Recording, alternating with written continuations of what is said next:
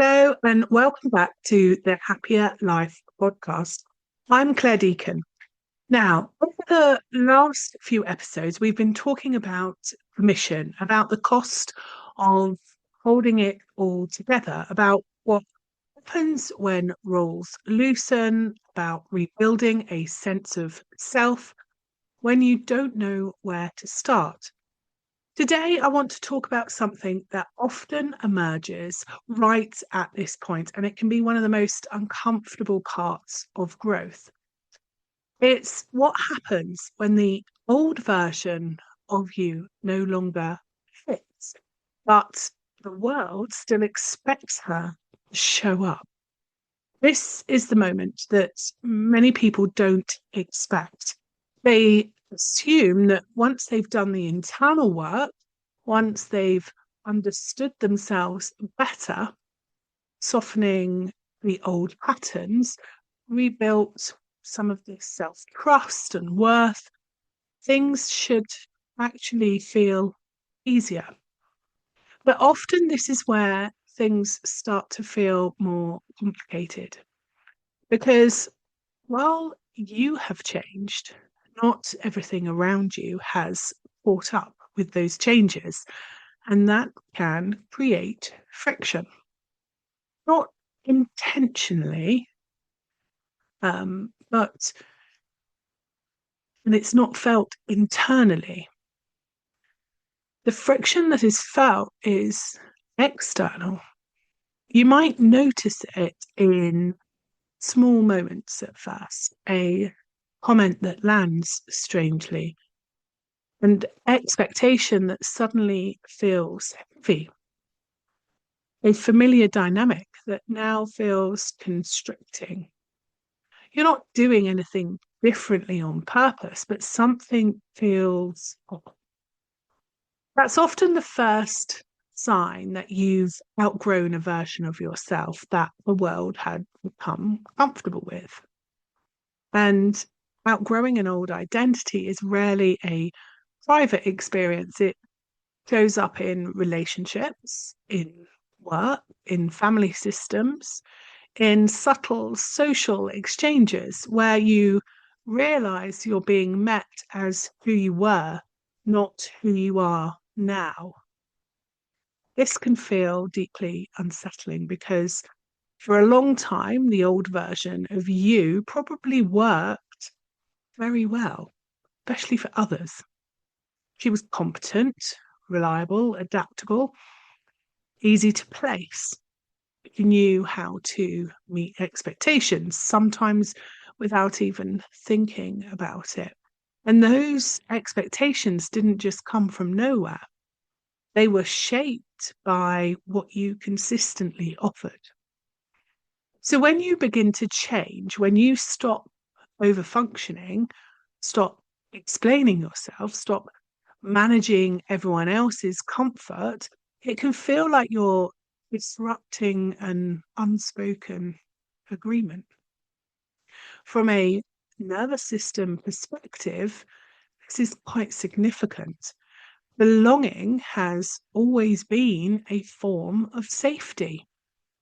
Your system tracks not just who you are, but how you are received by others. So when you step outside of that familiar role that you've been playing, even if it was a limiting one, the system can register that as a threat, not because the change is wrong, but because it's unfamiliar. This is why people often feel a spike in anxiety or self doubt at this stage. They think, was I wrong to change? Am I being difficult? Should I just go back to how I was? That internal questioning doesn't mean you've made a mistake. It means you're touching the edge of an identity shift that has social consequences. And this is where many people get stuck. They've done enough work to know they can't go back, but not enough support to move forward with confidence. So they hover in the middle. They partially shrink themselves again.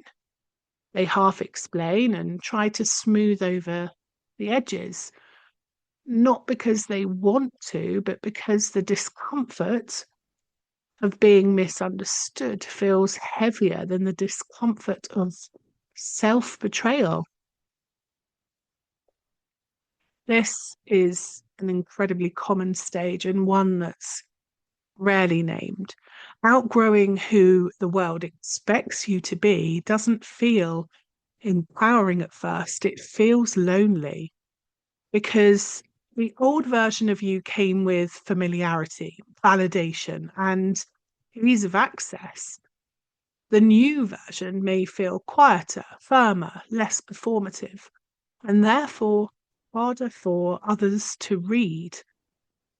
This is often where people say things like, I feel like I don't quite fit anywhere anymore. People don't respond in the same way. I feel like I'm disappointing others just by being myself. From a positive psychology perspective, this is the tension between authenticity and belonging. Both matter, both are human needs. But when they come into conflict, many people default to belonging, even at the expense of themselves, especially those who learned early that being agreeable, capable, or low maintenance created safety. So choosing authenticity can feel like a risk. Not because you're suddenly fragile, but because you're no longer organizing your life around external approval. That's quite a profound shift, and it often brings grief.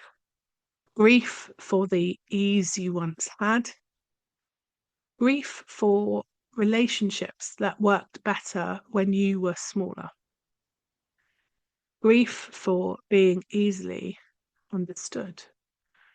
This grief doesn't mean you're doing the wrong thing. It means something meaningful is changing. I want to be very clear here.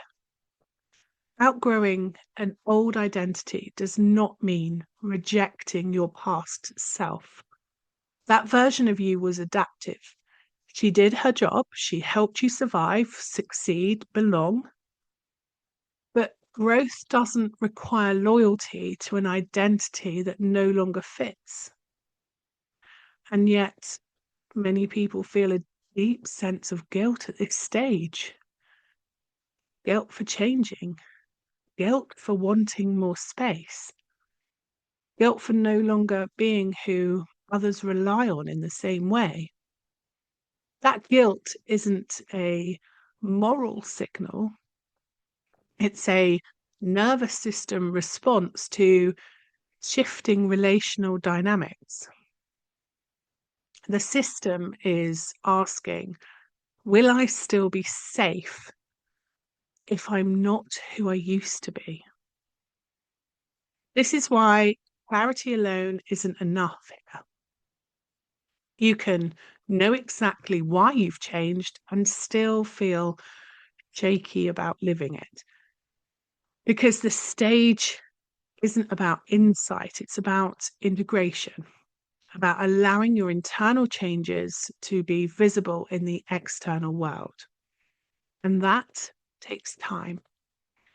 One of the most helpful reframes at this point is this. It's you are not outgrowing people, you are outgrowing patterns.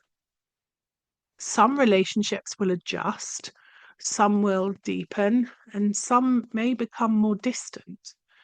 Not because you're wrong, because they were built around a version of you that no longer exists. And that can be painful, but it's also honest.